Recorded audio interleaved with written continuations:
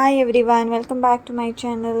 ಇವತ್ತು ಒಂದು ಸಿಂಪಲ್ ಆದಂತಹ ರೈಸ್ ರೆಸಿಪಿಯನ್ನು ಶೇರ್ ಮಾಡ್ತಾ ಇದ್ದೀನಿ.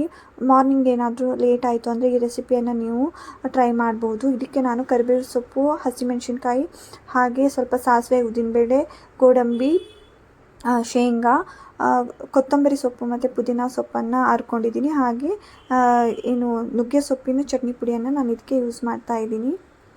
ಒಂದು ಪ್ಯಾನಿಗೆ ಎಣ್ಣೆಯನ್ನು ಹಾಕಿಬಿಟ್ಟು ಸಾಸಿವೆ, ಉದ್ದಿನಬೇಳೆ, ಹಾಗೆ ಕರಿಬೇವು ಸೊಪ್ಪು, ಹಸಿಮೆಣಸಿನ್ಕಾಯಿ, ಹಾಗೆ ಶೇಂಗಾ ಮತ್ತು ಗೋಡಂಬಿಯನ್ನು ಹಾಕಿಬಿಟ್ಟು ಇದನ್ನು ಚೆನ್ನಾಗಿ ಫ್ರೈ ಮಾಡ್ಕೊಳ್ತಾ ಇದ್ದೀನಿ.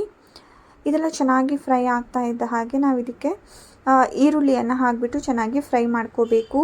ನಾನು ಈ ಗ್ರೀನ್ ಪೇಸ್ಟಿಗೆ ಕೊತ್ತಂಬರಿ ಸೊಪ್ಪು, ಪುದೀನ ಸೊಪ್ಪು, ಸ್ವಲ್ಪ 1-2 ಹಸಿಮೆಣಸಿನ್ಕಾಯಿ, ಬೆಳ್ಳುಳ್ಳಿ, ಶುಂಠಿಯನ್ನು ಯೂಸ್ ಮಾಡಿಕೊಂಡು ಈ ಗ್ರೀನ್ ಪೇಸ್ಟನ್ನು ರೆಡಿ ಮಾಡಿ ಇಟ್ಕೊಂಡಿದ್ದೀನಿ. ಈ ಗ್ರೀನ್ ಪೇಸ್ಟ್ ರೆಸಿಪಿಯನ್ನು ಸಹ ನಾನು ಆಲ್ರೆಡಿ ಶೇರ್ ಮಾಡಿದ್ದೀನಿ. ಇದನ್ನು ಮಾಡಿ ಸ್ಟೋರ್ ಮಾಡಿ ಇಟ್ಕೋಬೋದು ನೀವು 1 ಮಂತ್ ಎಲ್ಲ. ಇದನ್ನೆಲ್ಲ ಹಾಕಿ ಹಸಿ ವಾಸನೆ ಹೋಗೋ ತನಕ ಇದನ್ನು ಫ್ರೈ ಮಾಡ್ಕೋಬೇಕು. ಅಂದರೆ ಅದು ಎಣ್ಣೆ ಜಿಡ್ಡು ಬಿಡುತ್ತೆ, ಅಲ್ಲಿ ತನಕ ನೀವು ಫ್ರೈ ಮಾಡ್ಕೋಬೇಕು, ಚೆನ್ನಾಗಿ ಫ್ರೈ ಮಾಡ್ಕೋಬೇಕು. ಇವಾಗ ಎಲ್ಲ ಚೆನ್ನಾಗಿ ಫ್ರೈ ಆಗಿದೆ. ನಾನು ಇವಾಗ ಇದಕ್ಕೆ ಅನ್ನವನ್ನು ಹಾಕ್ಕೊಳ್ತಾ ಇದ್ದೀನಿ. ಅದ್ರ ಜೊತೆಗೆ 1-2 ಚಮಚ ನುಗ್ಗೆ ಸೊಪ್ಪಿನ ಚಟ್ನಿ ಪುಡಿಯನ್ನು ನಾನು ಇದಕ್ಕೆ ಹಾಕ್ಕೊಳ್ತಾ ಇದ್ದೇನೆ. ಇದ್ರ ರೆಸಿಪಿ ಸಹ ನನ್ನ ಚಾನಲ್ನಲ್ಲಿ ಇದೆ. ಅದ್ರ ಜೊತೆಗೆ ರುಚಿಗೆ ತಕ್ಕಷ್ಟು ಉಪ್ಪು, ಹಾಗೆ 1 ಸ್ಪೂನ್ ತುಪ್ಪವನ್ನು ಇದಕ್ಕೆ ಮೇಲ್ಗಡೆಯಿಂದ ಹಾಕ್ಕೊಳ್ತಾ ಇದ್ದೇನೆ.